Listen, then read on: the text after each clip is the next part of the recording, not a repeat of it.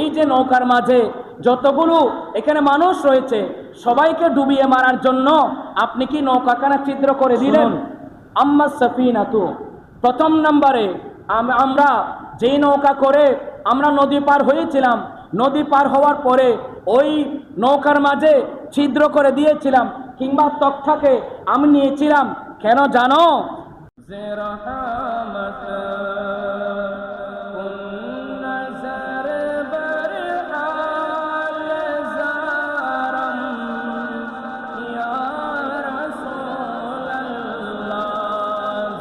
কালিমুল্লাহ এবং খিজির আলাইহিস সালাতু ওয়াস সালাম উভয় পথ চলতে লাগলেন। যেতে যেতে হাত্তা ইযা রাকিবা ফিস সাফিনাতি, উভয়ে একটি নৌকার মধ্যে আরোহণ করলেন। কোথায় আরোহণ করলেন? নৌকার উপরে। সফিনা মানে হচ্ছে নৌকা। সফিনা মানে কি? নৌকা। একটি নৌকার উপরে আরোহণ করলেন। তো আরোহণ করেছেন ঠিক, ওনাদের কাছ থেকে মাঝি যেহেতু খিজির আলাইহিস সালাতু ওয়াস সালামকে চিনেন, এই জন্য কোনো বিনিময় নেয় নাই, উজর নেয় নাই, টাকা নেয় নাই। কিন্তু তারই বিপরীতে খিজির আলাইহিস সালাতু ওয়াস সালাম কি করলেন? খরকহা, ওই নৌকায় উঠে যখন অপর পাশে চলে যাওয়ার সময় চলে আসলো, খিজির আলাইহিস সালাতু ওয়াস সালাম ওই নৌকাখানাকে ফুটো করে দিলেন, ছিদ্র করে দিলেন, অথবা ওই নৌকা থেকে একটি তক্তাকে নিয়ে নিলেন। একটু জোর বলুন না সুবহানাল্লাহ। একটি তক্তা কি করলেন? নিয়ে নিলেন অথবা ছিদ্র করে দিলেন। যখন খিজির আলাইহিস সালাতু ওয়াস সালাম এই কাজটুকু করলেন, মূসা আলাইহিস সালাতু ওয়াস সালাম বলতে লাগলেন, ক্বালা আখরাকতাহা লিতুগরিক আহলাহা, এই যে নৌকার মাঝে যতগুলো এখানে মানুষ রয়েছে সবাইকে ডুবিয়ে মারার জন্য আপনি কি নৌকাখানা ছিদ্র করে দিলেন? মূসা কালিমুল্লাহ আলাইহিস সালাতু ওয়াস সালাম কি করলেন? প্রতিবাদ করলেন। তিনি বললেন, লাকাদ জিইতা শাইয়ান আমরা, আপনি তো একটি গর্হিত কাজ করেছেন, আপনি একটি খারাপ কাজ করেছেন। তাহলে সর্বপ্রথম খিজির আলাইহিস সালাতু ওয়াস সালাম শর্ত দিয়েছেন কি? আমার কোনো কাজের প্রতিবাদ করা যাবে না। প্রথম নম্বরে নৌকা ছিদ্র করতে দেখে কি করেছেন? মূসা কালিমুল্লাহ প্রতিবাদ করেছেন, আপনি এটা কি করেছেন? নৌকার মাঝে তো অনেকগুলো মানুষ রয়েছে, প্রত্যেকজন মানুষকে মারার জন্য আপনি কেন এই নৌকাকে ছিদ্র করে দিলেন? কি করেছেন? প্রতিবাদ করেছেন।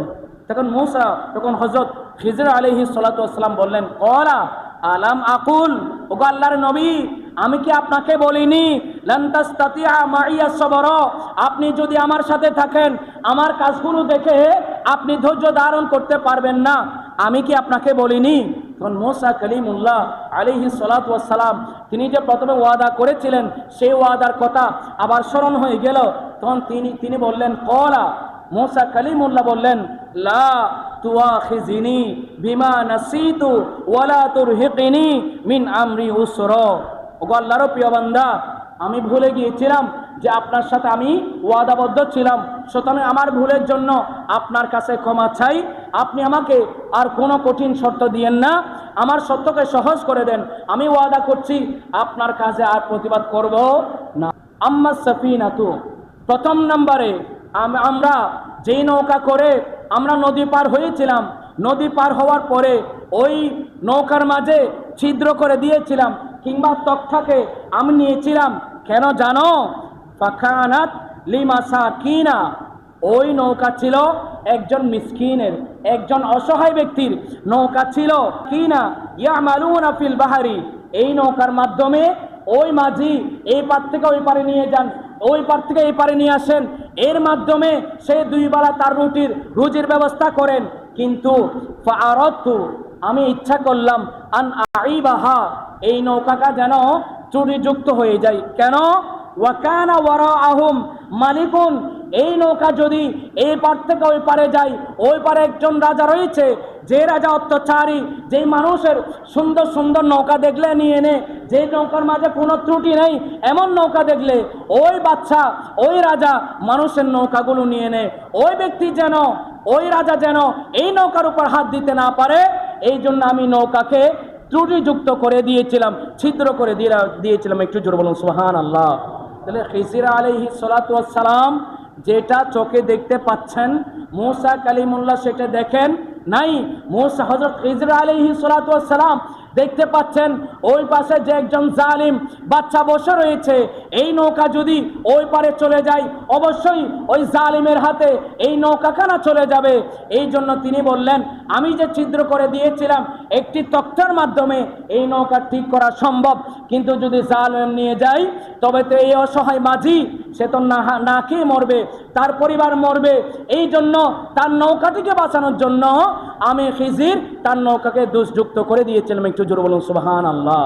তাহলে খিজির আলাইহিস সালাতু ওয়াস সালাম বেলায়েতে পাওয়ারে, বেলায়েতে চোখে তিনি যেটা দেখতে পাচ্ছেন অপরজন সেটা দেখতে পাচ্ছেন না। ফান্তালাক, এবারও মুসা কালিমুল্লাহ এবং খিজির আলাইহিস সালাতু ওয়াস সালাম ওনারা উভয় কি করতে লাগলেন? চলতে লাগলেন। হাত্তা ইদা লাকিয়া গুলামান, যেতে যেতে খোলা একটি ময়দান পেলেন। ওই ময়দানের মাঝে কিছু বালক খেলাধুলা করতেছে। সেখানে একজন বালক ছিল খুবই সুশ্রী সুন্দর। ওই বালকখানাকে দেখে হযরত খিজির আলাইহিস সালাতু ওয়াস সালাম ডাকলেন। ডাকার পরে যখন কাছে আসলেন ওই সুন্দর বালকটিকে হযরত খিজির আলাইহিস সালাতু ওয়াস সালাম ফাকতালাহু, ওই সুন্দর বালককে হত্যা করে ফেললেন। একটু জোরে বলুন না সুবহানাল্লাহ। ওই সুন্দর বালককে কি করেছেন? হত্যা করেছেন। এই তাজ্জুব ঘটনা দেখে মুসা কালিমুল্লাহ আলাইহিস সালাতু ওয়াস সালাম তিনি আবারও প্রতিবাদ করলেন। মুসা কালিমুল্লাহ বললেন, আকতালতা নাফসান জাকিয়াতাম বিগাইরি নাফসিন, আপনি একজন নিষ্পাপ মাসুম বাচ্চা, যে কোনো হত্যার দায়ে অপরাধী নয়, এমন একজন বাচ্চাকে আপনি হত্যা করে ফেললেন। আপনি কিভাবে এই কাজ করতে পারলেন? লাকদ জিতা শাইয়ান নুকরা, আপনি তো একটি গর্হিত অপছন্দনীয় কাজ করেছেন। একটু জোরে বলুন না সুবহানাল্লাহ। এই প্রতিবাদটা কে করলেন? মুসা কালিমুল্লাহ। হযরত খিজির আলাইহিস সালাতু ওয়াস সালাম আগে শর্ত দিয়েছিলেন কি? আপনি আমার কাজ দেখে ধৈর্য ধারণ করতে পারবেন না। তো দ্বিতীয় নম্বরে যখন ওই সুন্দর বালকটিকে হত্যা করে ফেলে, এই হত্যা দেখে মুসা কালিমুল্লাহ আবারও কি করলেন? প্রতিবাদ করলেন। তখন খিজির আলাইহিস সালাতু ওয়াস সালাম আবারও বললেন, ক্বালা আলাম আকুল, আমি কি ওগো আল্লাহর নবী, আমি কি আপনাকে বলিনি যে লান তাস্তাতিয়া মাইয়া সবর, আপনি যখন আমার কাজগুলো দেখবেন, আমার কাজগুলো দেখার পরে আপনি ধৈর্য ধারণ করতে পারবেন না, আমি কি আপনাকে বলিনি? সুতরাং আপনি আমার কাছ থেকে দূরে সরে যান, দূরে সরে যান। তাহলে কয়টি কাজ হলো? দুইটি। আমার সাথে কথা বলবেন, কয়টি কাজ হলো? দুইটি। প্রথম নম্বরে কি ছিল? নৌকা ছিদ্র করে দেওয়া। দ্বিতীয় নম্বরে কি ছিল? একজন ছোট মাসুম বাচ্চা, নিষ্পাপ বাচ্চা কি করা? হত্যা করে ফেলা। কয়টি কাজ করেছেন? দুইটি।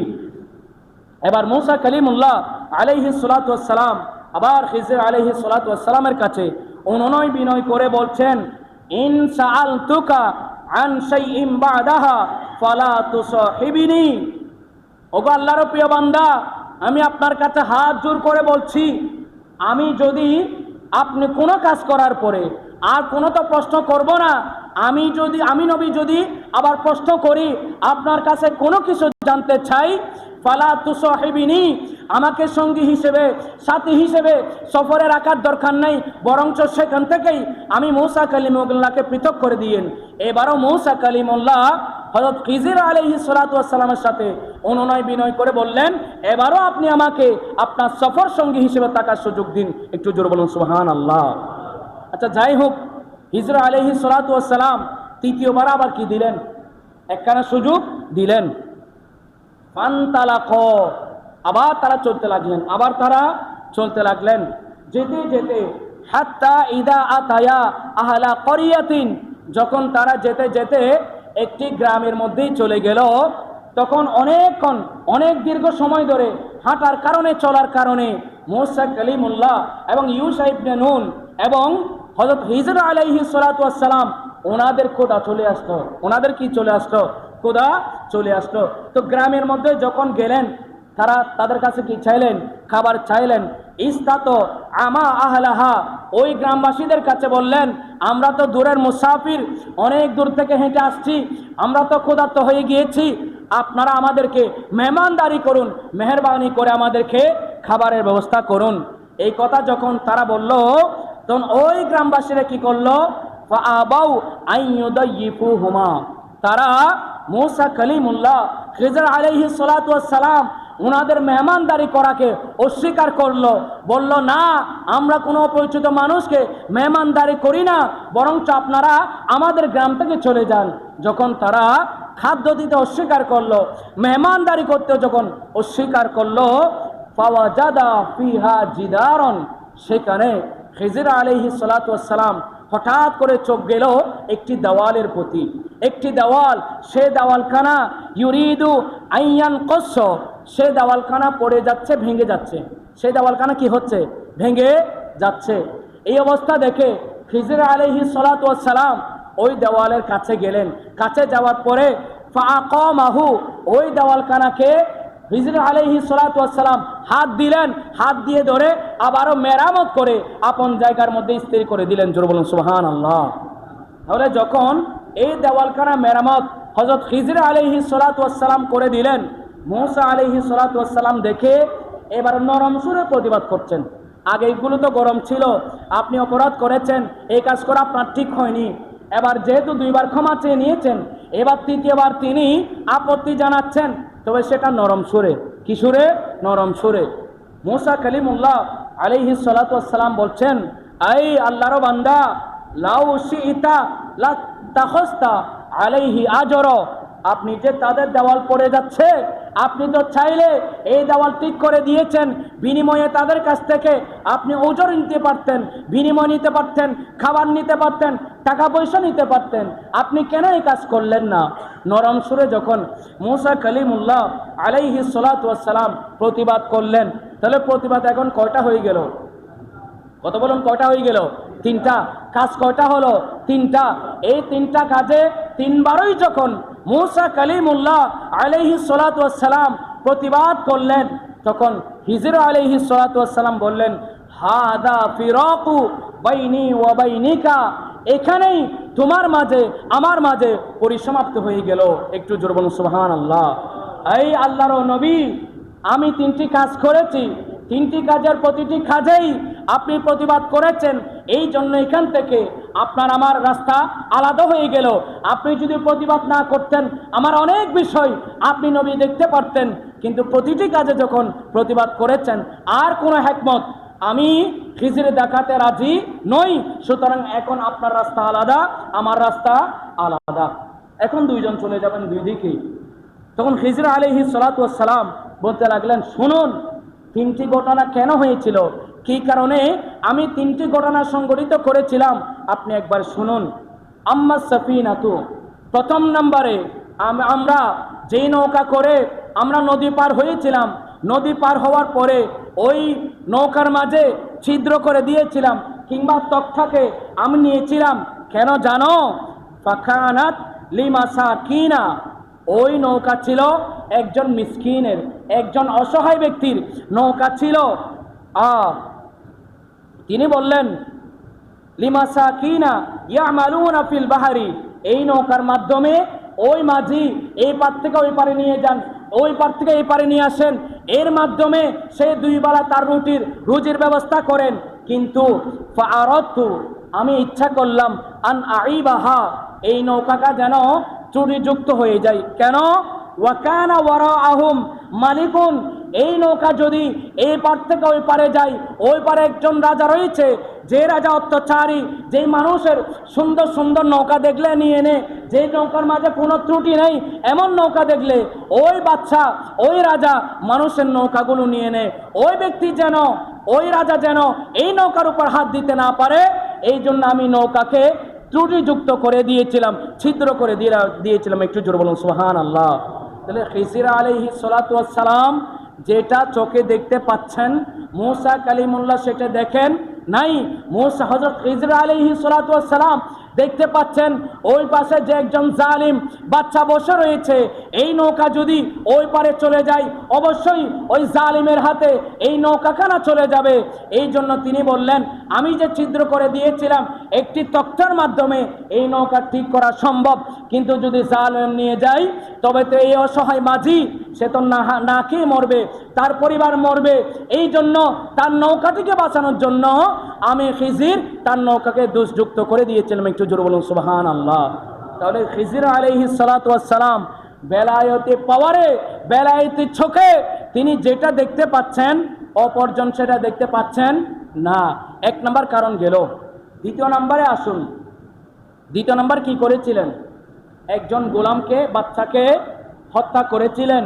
সেটাও খিজর আলাইহিস সালাতু ওয়াস সালাম বর্ণনা করছেন, আম্মাল গোলামও, যে গোলামকে, বাচ্চাকে আমি খিজর হত্যা করেছিলাম, কেন জানেন? ফাকানা আবওয়াহু মুমিনাইনে, এই বাচ্চার মা বাপ তারা দুইজন মুমিন ছিল। তারা দুইজন কি ছিল? মুমিন বান্দা ছিল। ফাখশিনা, আমি খিজিরের আশঙ্কা হচ্ছে, আমি খিজির ভয় করছি, আনতুরহিকহুমা তুগয়ানা ওয়া কুফর, এই মাসুম বাচ্চা যখন বড় হবে, বড় হওয়ার পরে সে মা বাবার অবাধ্য হবে, এমনকি সে মা বাবার সাথে কুফরি পর্যন্ত করতে পারে। এই সন্তানের কারণে তার মা বাপ জাহান্নামে পর্যন্ত যেতে পারে। এই জন্য তার মা বাপকে বাঁচানোর জন্য, ঈমানদার বান্দাকে বাঁচানোর জন্য আমি ওই সন্তানকে হত্যা করে ফেলেছিলাম। জোরে বলুন সুবহানাল্লাহ। তাহলে খিজর আলাইহিস সালাতু ওয়াস সালাম বেলায়েতি পাওয়ারে যখন ওই সন্তানের উপর নজর দিলেন, ওই সন্তানের ভিতরে কি আছে, ওই সন্তান ভবিষ্যতে বড় হলে কি হবে, বড় হয়ে তার মা বাপকে যে জাহান্নামের দিকে নিয়ে যাবে, সেই পর্যন্ত খিজর আলাইহিস সালাতু ওয়াস সালাম দেখতে পাচ্ছেন। জোরে বলুন সুবহানাল্লাহ। এই জন্য খিজর আলাইহিস সালাতু ওয়াস সালাম তিনি বলছেন, আমি যখন ওই সন্তানকে হত্যা করেছিলাম, এরপর আল্লাহর দরবারে দোয়া করেছিলাম কি, আল্লাহ তুমি এই দম্পতির নসল দিয়ে এমন সন্তান দান করো যেন একজন নেককার আওলাদ ছেলে সন্তান দুনিয়ার জমিনে আগমন করে। ঠিক খিজর আলাইহিস সালাতু ওয়াস সালামের দোয়া কবুল করে আল্লাহ তাদের নসল দিয়ে আরেকজন নেককার সন্তান আল্লাহ দান করেছিলেন। জোরে বলুন সুবহানাল্লাহ। তাহলে কয়টি এখন ব্যাখ্যা করলেন? দুইটি। কয়টি ব্যাখ্যা? দুইটি। তৃতীয় নম্বরে হচ্ছে কিসের কথা বলেছিলাম? একটু বলেন, তৃতীয় নাম্বার কিসের কথা বলেছিলাম?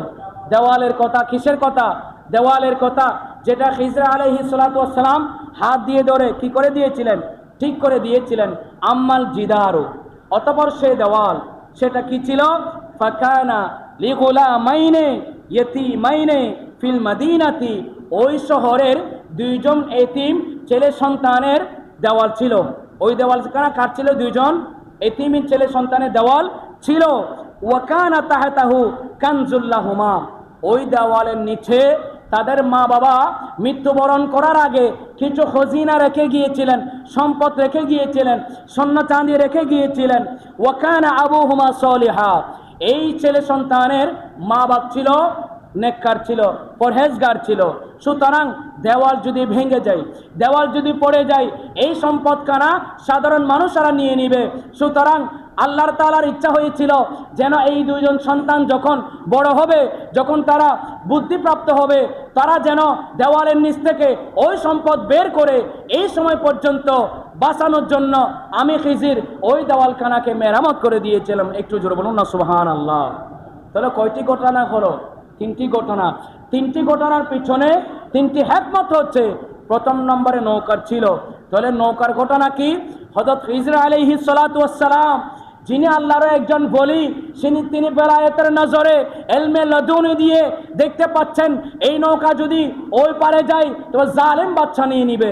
তাহলে আল্লাহর বলিরা তাদের ইলমে লাদুনির মাধ্যমে যেটা দেখতে পান সেটা কোনো সাধারণ মানুষ দেখতে পান না। দ্বিতীয় নম্বরে কি ছিল? কত বলুন? দ্বিতীয় নম্বরে কি ছিল? সে একজন সন্তানের কথা, যার কপালের মাঝে কাফের লেখা ছিল, জন্মসূত্রে যে কাফের ছিল, যে বড় হয়ে আপন মা বাপকে পর্যন্ত জাহান্নামে নিয়ে যাওয়ার কারণ হতে পারে, সেই পর্যন্ত খিজর আলাইহিস সালাতু ওয়াস সালাম তার কপালের ভিতরে কি আছে তা পর্যন্ত দেখতে পাচ্ছেন। জোরে বলুন না সুবহানাল্লাহ। তৃতীয় নম্বরে যে দেওয়ালের নিচে কি আছে সেটা তো একমাত্র আলিমুল গায়ব, আল্লাহ জানার কথা। খিজর আলাইহিস সালাতু ওয়াস সালাম কিভাবে জানলেন? তাহলে বোঝা গেল আল্লাহ যাদেরকে বেলায়েতি পাওয়ার দান করেন তারা দেওয়ালের নিচে পর্যন্ত কি থাকে সেই পর্যন্ত তারা দেখতে পান। জোরে বলুন না সুবহানাল্লাহ। সুতরাং আল্লাহর বলিরা হচ্ছে এমনই বান্দা যারা দূর দূরান্ত পর্যন্ত দেখতে পান। এই যে আমি আপনাদের খেদমতে যে মাছের কথা বলেছিলাম, কোরআনে পাকের স্পষ্ট বর্ণনা যে সে মাছখানা যে ভেজে নিবা, সে মাছখানা যখন লাফ দিয়ে উঠে যাবে, সাগরে মাছ দিয়ে চলে যাবে, যেতে যেতে যেখানে যাবে সেখানে আমার সে প্রিয় বান্দাকে তুমি পেয়ে যাবা। এই যে মাছ জিন্দা হয়ে যাওয়া, সাগরের মাছ দিয়ে চলে যাওয়া, এই কেরামতগুলি যদি আজকের এই সময়ে বলা হয়, তখন যুবক ভাইরা বলবে হুজুর পাগল হয়ে গিয়েছে, কিভাবে মাছ জিন্দা হয়ে সাগরে মাছ দিয়ে চলে যেতে পারে, তারা আমাদেরকে পাগল হিসেবে আখ্যায়িত করবে। কথা বলেন ঠিক কিনা?